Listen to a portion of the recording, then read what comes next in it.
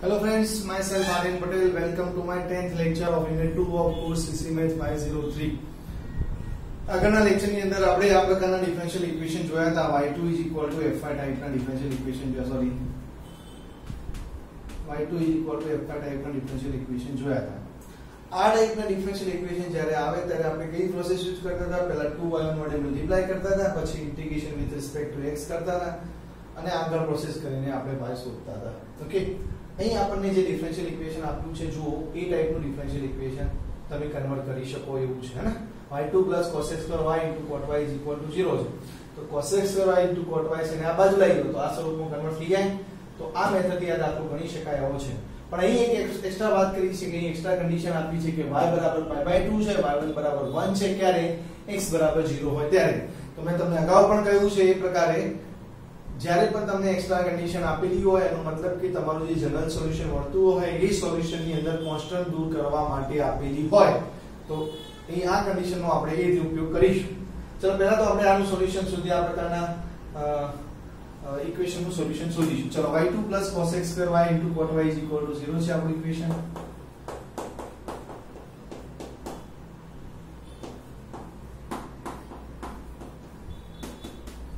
આ ઇક્વેશન ને આપણે સિમ્પ્લિફાય કરીને થોડું y2 બરાબર f5 સ્વરૂપમાં લખીએ તો y2 બરાબર -cos x square y cot y બરાબર છે.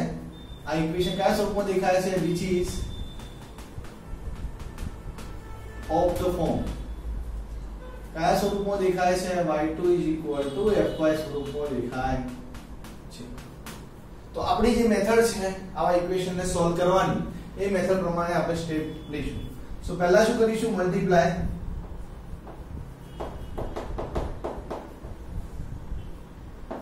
Equation 1 both sides by 2y1 વડે મલ્ટીપ્લાય કરી બંને બાજુ. ઓકે, સો therefore તો લખાશે 2y1 y2 is equal to -2 cos x square, sorry y લખવાના રહી ગયા, cos x square y into cot y, cos x square y into cot y. આ તો ને કેટલા વડે ગુણીએ છે? 2y1 વડે, તો y1 લખવાના થયા. હવે આપણે શું કરીશું? બંને બાજુ integration with respect two x કરીએ છીએ. તો હું ઇન્ટિગ્રેશન કરું છું with respect two x. So integration -2 cos x square y into cot y, y1 integration with respect to x. શરૂઆતમાં આપણે અહીં શું કરીએ છીએ? તો અહીં તમને y1 વેરીએબલ છે તો y1 ની સાપેક્ષે ઇન્ટિગ્રેશન દેખાવું જોઈએ. જે નથી દેખાતું અહીં y નું ફંક્શન છે, y ની સાપેક્ષે ઇન્ટિગ્રેશન દેખાવું જોઈએ. જે નથી દેખાતું તો એના માટેની થોડી કેલ્ક્યુલેશન કરી. તો y2 ને તમે આને લખી શકો dy1/dx. હું 2 બાર કાઢી દઉં છું. y1 છે, y2 ને તમે કેવી લખી શકો? dy1/dx into dx is equal to -2 ને સાઈડમાં કરી દો તો cos x square y into cot y, y1 ને કેવી લખાય? dy/dx into dx. તો dx કેન્સલ થાય છે ને, ઈ પણ ને ઈ પણ, તો વચ્ચે શું? તો therefore 2 integration y1 dy1 રહેશે અહીં, એ વચ્ચે -2 cos x square y into cot y dy બનશે. તો જો અહીં તમને શું મળ્યું? y1 નું ફંક્શન હતું અને y1 ની સાપેક્ષે ઇન્ટિગ્રેશન મળ્યું, y નું ફંક્શન હતું અને y ની સાપેક્ષે ઇન્ટિગ્રેશન મળ્યું. એનો મતલબ કે આટલા સુધી તમે ઓકે પહોંચી ગયા છો. હવે તમારે વાત શું કરવાની? ઇન્ટિગ્રેશનની. ચલો ઇન્ટિગ્રેશન કરીએ. So therefore 2 times. હવે જો તમને x નું x ની સાપેક્ષે ઇન્ટિગ્રેશન કરવાનું તો તમે શું લખો? x2/2 લખો. તો અહીં y1 નું y1 ની સાપેક્ષે ઇન્ટિગ્રેશન શું થાય? y1/2. તો અહીં y1/2 integration is equal to. હવે અહીં આવો તો જો અહીં 2 cos x square y into cot y છે, પણ તમને અહીં થોડો આઈડિયા આવે જો અહીં cot y છે ને બાજુમાં એનું ડેરિવેટિવ સેટ થાય એવું છે. ખાલી -cos x જોઈએ, માઈનસ બહારથી અંદર લઈ લો ને, તો cot y ની બાજુમાં એનું ડેરિવેટિવ સેટ થાય છે. તો એવું એના માટે તો આપણી પાસે ફોર્મ્યુલા છે. કેવી ફોર્મ્યુલા છે જુઓ અહીં. આ પ્રકારની આપણે ફોર્મ્યુલા જાણીએ છીએ કે અહીં ફંક્શન હોય કોઈ, એની ઉપર એની n ઘાત હોય અને બાજુમાં જો એનું ડેરિવેટિવ દેખાતું હોય તો એનું ઇન્ટિગ્રેશન તો આપણે જાણીએ છીએ. કઈ ફોર્મ્યુલા યુઝ કરીએ છીએ? fx ની કેટલી પાવર થઈ જાય? n+1/n પ્લસ એક પાવર વધી જાય ને એ પાવર નીચે મૂકી દેવાનો. n પાવર પર તો કેટલી પાવર થઈ જાય? n+1 અને નીચે n+1 નંબર મૂકી દેવાનો. ઓકે, સો આ ફોર્મ્યુલા જાણીએ છીએ તો એવું સેટ કરવાનો પ્રયત્ન કરીએ કારણ કે આપણે આ ઇન્ટિગ્રેશન તો કરવાનું જ છે. સો હું શું કરું છું જુઓ, એમાં જે માઈનસ છે ને એને આની સાથે જોઈન્ટ કરી દઉં. બાકી 2 પાવર જે છે એને બહાર જ રાખું. એ cot y છે અને -cos x y ની જગ્યાએ શું લખું છું? d/dy cot y લખાઈ શકાય? dy as it is. હું શું કરું છું? -cos x y ની જગ્યાએ શું લખ્યું? d/dy cot y, કારણ કે d/dy cot y થાય શું? -cos x y. તો મેં એટલા માટે લખ્યા. કેમ એવા લખ્યા? તો અહીંયા ફંક્શન છે, બાજુમાં એનું ડેરિવેટિવ દેખાયું. તો અહીં આ બાજુ હવે લેફ્ટ સાઈડ જુઓ તો લેફ્ટ સાઈડ તો 2 કેન્સલ થઈ જાય તો આપણે લખી શકીએ y1 square is equal to, હવે અહીં ઇન્ટિગ્રેશન શું થશે? તો 2 ટાઈમ. તો ઇન્ટિગ્રેશન શું કહે છે કે જે ફંક્શનની જેટલી પાવર હોય એ પાવર એક પાવર વધારે દેવાની. તો અહીં cot y ની ઉપર કેટલી ઘાત છે? કશું. અહીં cot y ની ઉપર કેટલી ઘાત કહેવાય? એક ઘાત કહેવાય ને. એક ઘાત વધી જાય એટલે કેટલી ઘાત થાય? 2 ઘાત થાય. તેનો મતલબ કે cot y ની ઉપર 2 ઘાત અને એ 2 ઘાત નીચે આવે પ્લસ કોન્સ્ટન્ટ c. આ ફોર્મ્યુલા પ્રમાણે ઉપર કેટલા ઘાત છે? 1 છે. તો એક ઘાત વધી જાય ને કારણ કે બાજુમાં એનું ડેરિવેટિવ આવે. ચલો તો 2 કેન્સલ થાય અને લાસ્ટલી આપણે આવું લખી શકીએ y1 square is equal to 2 times, sorry 2 cancel થઈ જાય ને એટલે cot સ્ક્વેર y થશે. cot square y plus c. અહીં આ જે છે ને આપણે ઇક્વેશન નંબર 1 આપી નામ. હવે હું આ કાઢી દઉં. ચલો હવે આગળ જઈએ. આગળ જતા પહેલા એક કામ કરીએ. આપણને આ કન્ડિશન આપી છે તો c મળી જશે ને તમને. આ કન્ડિશન તમે અહીં મૂકી દો તો c તમારું કોન્સ્ટન્ટ અહીં દૂર થઈ છે. ઓકે, સો નાઉ આપણી પાસે શું છે? y π/2 છે. y1 ની વેલ્યુ 1 છે ક્યારે? કે જ્યારે x બરાબર 0 હોય ત્યારે. ઓકે, તો x બરાબર 0 હું મૂકું છું. ચલો therefore x બરાબર 0 મૂકીશ અને આ ત્રણે વેલ્યુ સાથે મૂકીશ તો y1 કેટલા છે? 1. તો અહીં શું લખાશે? 1 સ્ક્વેર. અહીં cot સ્ક્વેર કેટલા લખાશે? π/2 અને c as it is. so 1 square that is 1. cot π/2 કેટલા થાય? cos π/2 ભાગ્યા sin π/2. cos π/2 0 થાય તો 0 થવાનો છે ને આન્સર આવે. તો 0 plus c and that means c is equal to 1 થશે. c કેટલા દેખાયા? 1. c તમને હવે 1 મળ્યા છે. તો c 1 મળ્યા છે તો ઇક્વેશન 1 ની અંદર મૂકી દો. therefore from equation 1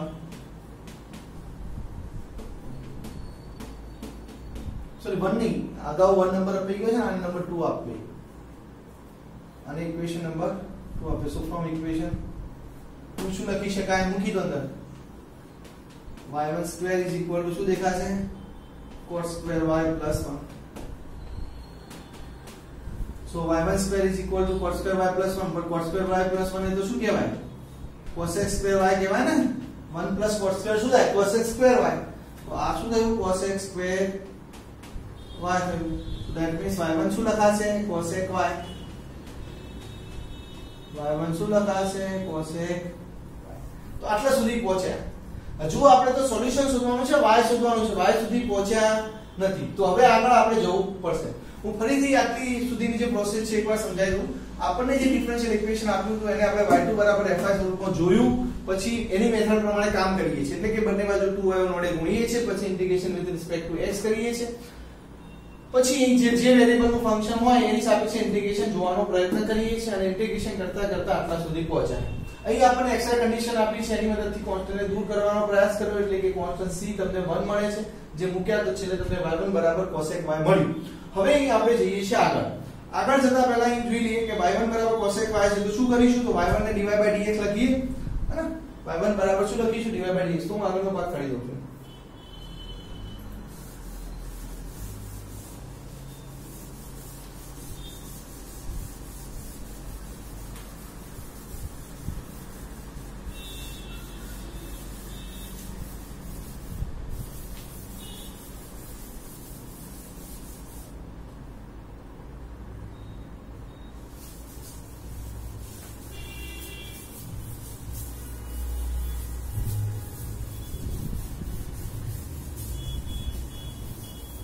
ઓકે ચલો y1 is equal to cosec y છે ઓકે સો y1 બરાબર શું લખી શકીએ therefore y1 is equal to dy by dx લખાય is equal to cosec y હવે y વાળાની બાજુ કરો કારણ કે વેરીએબલ સેપરેબલ વાળી મેથડ વાપરી તો dy by cosec y ના બાજુ લઈએ ને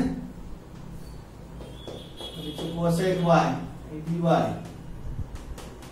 dx તો વેરીએબલ સેપરેટ કરી દીધા હવે શું કરવાનું આવ્યું ઇન્ટિગ્રેશન કરવાનું આવ્યું so integration with respect to y થશે પણ આ cosec y તો તમે શું લખી શકો sin y લખાય ને 1 cosec y ને શું લખાય sin y dy is equal to integration with respect to x પણ sin y નો integration so minus cos y અહીં કશું નથી એનો મતલબ શું સમજવાનું 1 તો 1 નો integration with respect to x શું થાય x થાય અને કોન્સ્ટન્ટ ધારો કે c1 લઈએ હવે આ ઇક્વેશન અગાઉ ઇક્વેશન 2 નામ હતું ને ઇક્વેશન નંબર 3 નામ આપ્યું હવે આપણી પાસે જે કન્ડિશનો આપી છે એનો ઉપયોગ કરીને આપણે c1 ને દૂર કરીશું તો એના માટે શું કરીશું નાઉ આપણે કઈ કન્ડિશન આપી છે y બરાબર pi by 2 આપી છે અને y1 બરાબર 1 આપી છે પણ y1 બરાબર 1 અહીં લખવાની જરૂર નથી કારણ કે આની અંદર y1 છે જ નહીં તમે કોની જગ્યાએ મૂકશો કોઈની જગ્યાએ મૂકવાનું આવશે નહીં તો એ લખવાની જરૂર નથી તો ખાલી y1 y બરાબર pi by 2 લઈએ પણ એ ક્યારે છે કે જ્યારે x બરાબર 0 છે ત્યારે તો ચલો ઇક્વેશન 3 ની અંદર આ વસ્તુ મૂકીએ તો therefore from equation 3 શું લખાશે minus cos pi by 2 બરાબર minus cos pi by 2 is equal to x એટલે કેટલા મૂકશો 0 plus c1 પણ cos pi by 2 તો કેટલા થાય cos pi by 2 0 થાય તો 0 plus c1 એટલે c1 થાય ને આ બાજુ શું થયું 0 plus c1 c1 that means આપણી પાસે મળ્યું c1 વેલ્યુ કેટલી મળી 0 હવે c1 તમે ઇક્વેશન 3 ની અંદર મૂકી દો so therefore from equation 3 શું મળે છે minus cos y is equal to x મળે છે હે ને minus cos y is equal to x એનો મતલબ કે x plus cos y is equal to 0 થાય છે તો આ તમારું શું થયું માંગેલું સોલ્યુશન થયું શું થયું માંગેલું સોલ્યુશન તમને જે ડિફરન્શિયલ ઇક્વેશન આપ્યું છે ને એનું સોલ્યુશન થયું જો એ c1 બરાબર 0 મૂકે એટલે minus cos y બરાબર x થાય એટલે cos y ની આ બાજુ લઈ દે તો x + cos y બરાબર 0 તો આ તમને જે ડિફરન્શિયલ ઇક્વેશન આપેલું છે એનું સોલ્યુશન થયું જોયો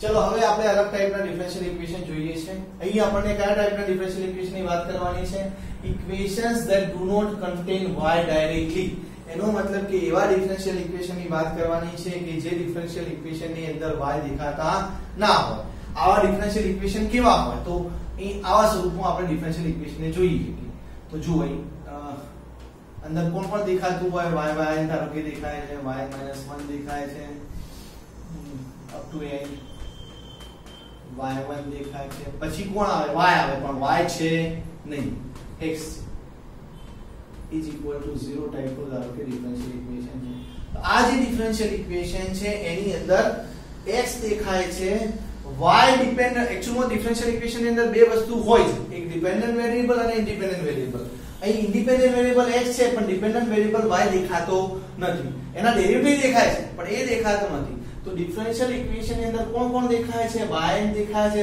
y જો આ ડિફરન્શિયલ ઇક્વેશન નથી એનું સ્વરૂપ છે મેં ફંક્શન તરીકે લખ્યું છે એનો મતલબ કે અંદર કોણ કોણ દેખાય છે એની વાત થાય છે ને તો yn દેખાય છે y - 1 દેખાય છે y1 દેખાય છે y દેખાતા નથી x દેખાય છે તો જ્યારે આ પ્રકારના ડિફરન્શિયલ ઇક્વેશન આવે તો એની સોલ્વ કરવા માટે આપણે કઈ પ્રોસેસ યુઝ કરીશું તો જુઓ આ પ્રકારના ડિફરન્શિયલ ઇક્વેશન ની અંદર તમારે પહેલા શું કરવાનું તો લોવેસ્ટ ઓર્ડર ડેરિવેટિવ સિલેક્ટ કરવાનું તો હું મેથડમાં લખું છું લોવેસ્ટ